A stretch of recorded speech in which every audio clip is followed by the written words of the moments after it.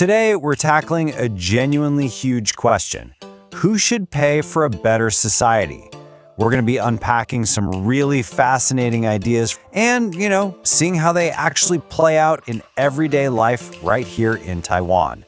So let's jump right in. Now think about this for a second. If you own a car, a business, or literally just your own time, shouldn't you have 100% freedom to do whatever you want with it? I mean, it's a super tempting thought, right? We all love the idea of absolute freedom. But as we'll see today, a society with absolutely zero rules might actually just be a recipe for total chaos. You see, we often tell ourselves this little myth. We say, hey, it's my choice, so it's only my business. But in reality, almost every personal choice has a sort of ripple effect on society.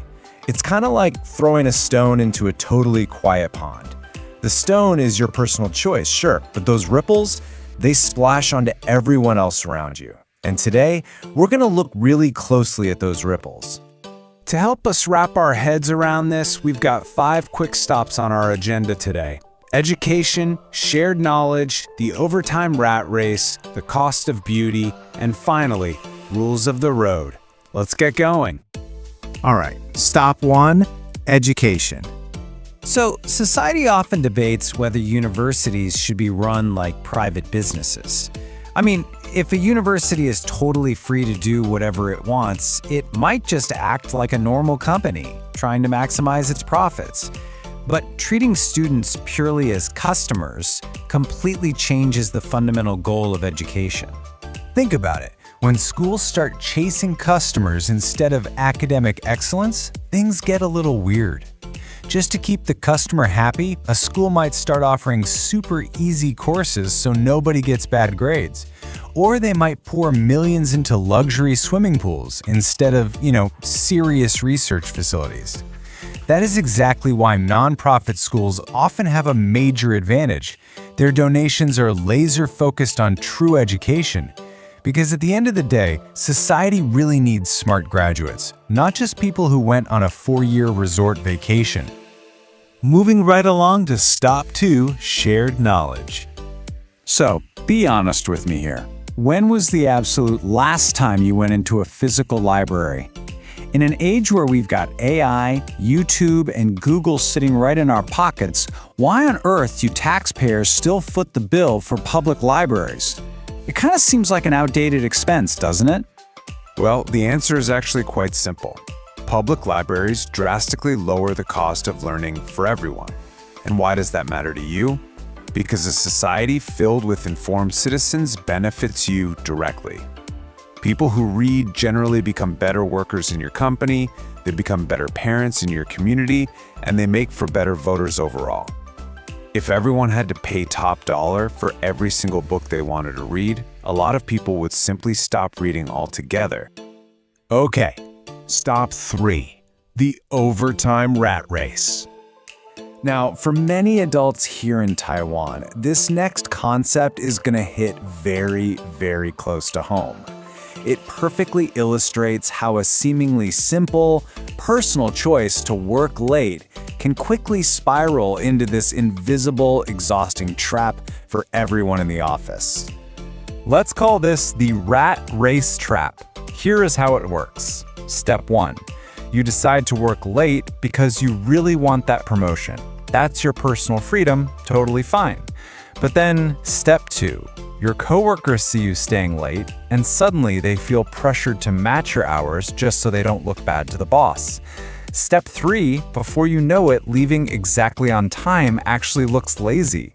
And finally, the new normal is just everyone working until 9 p.m. Everyone sacrifices their health, they lose their family time, and because literally everyone is doing it, nobody actually stands out anyway. This right here is exactly why we need labor laws, to protect us from this kind of toxic, harmful competition. Which brings us to stop 4, the cost of beauty. A few years ago, Madrid Fashion Week famously banned extremely thin models from the runways. And the reason they did it is actually fascinating. It wasn't just to judge people's bodies. It was to stop a really dangerous cycle. Think about it. If one model gets dangerously thin just to win a job, other models are financially forced to follow her lead just to compete. Without a rule stepping in, the entire industry basically gets dragged into this terribly unhealthy extreme. And we see this far beyond the high fashion runway, especially here in Taiwan. Think about the intense fitness culture, cosmetic procedures, or honestly, even just those heavy photo filters we all see on social media. You might easily say, hey, using a filter is my personal choice. But when everyone is intensely competing for attention online, your personal choice quietly raises the bar for everybody else. What starts out as a fun personal freedom quickly turns into a really heavy shared social pressure. Finally, stop 5, rules of the road. So a driver might think that sending a quick text at a red light or speeding just a little bit is purely their own business. But driving is literally the ultimate shared activity. Speeding doesn't just put your own life at risk, it creates a huge risk for pedestrians, the scooters next to you, and other drivers on the road. Or think about airport taxi fares for a second. Have you ever wondered why the government heavily regulates how much they can charge? It's primarily to protect foreign tourists from being scammed, which in turn protects the reputation of the entire city.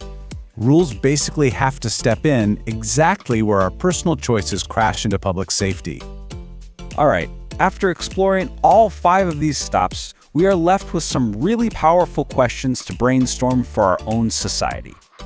But before we get to those specific questions, let's just summarize the big takeaway here. A good, functioning society simply cannot depend only on individual choice. Yes, obviously, we absolutely need freedom, but we also need a really careful balance. We need fair rules, we need to protect our shared resources, and we need protection from the kind of harmful competition we just saw in that overtime rat race. So as you prepare for your workshop, I want you to keep these questions in the back of your mind. Should we treat students as customers, or is education a public mission? What knowledge needs to stay absolutely free in the age of AI? How can we actually reward real productivity rather than just rewarding whoever stays at the office the latest? Should institutions do something about unhealthy beauty pressures? And when exactly should the government step in to regulate transport? Where exactly do you draw the line between your personal freedom and building a better society for us all? If you were in charge of the rules tomorrow, what is the very first thing you would change? Think about it. Join Beyond Norm Output Training, and you can travel all over the world.